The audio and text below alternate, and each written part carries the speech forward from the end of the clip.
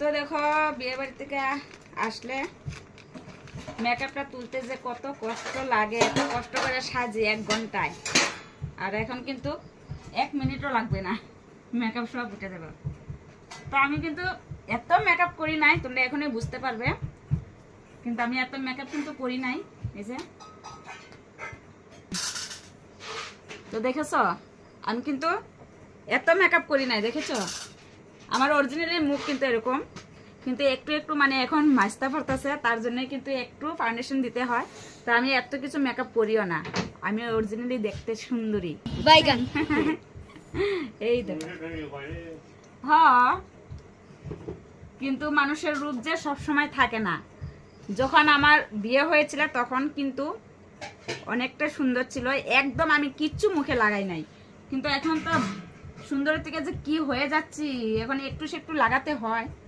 এই যে কালে আইলানাটা একটু আর একটু ফাউন্ডেশন দিয়েছি, কিন্তু এত নাই। এই যে এই যে আমি কি মিথ্যে বলেছি বন্ধুরা, বলো তো? এই যে অরিজিনাল সব যে আমি মুছে ফেলছি, কিছুই নাই, শেষ।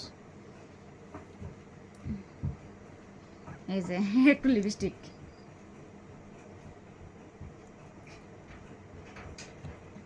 তথাপি কিন্তু সাজতে অনেকটাই মানে আলসা হয়ে গেছি।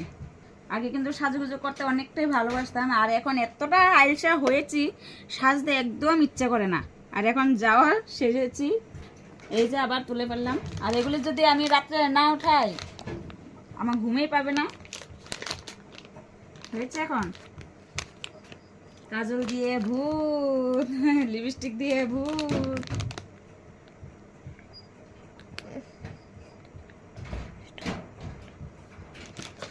তো এখন একটু জল দিয়ে মুখটা ধুয়ে আসি, আরাম লাগবে, গরম দিন, প্রচুর গরম লেগে গেছে।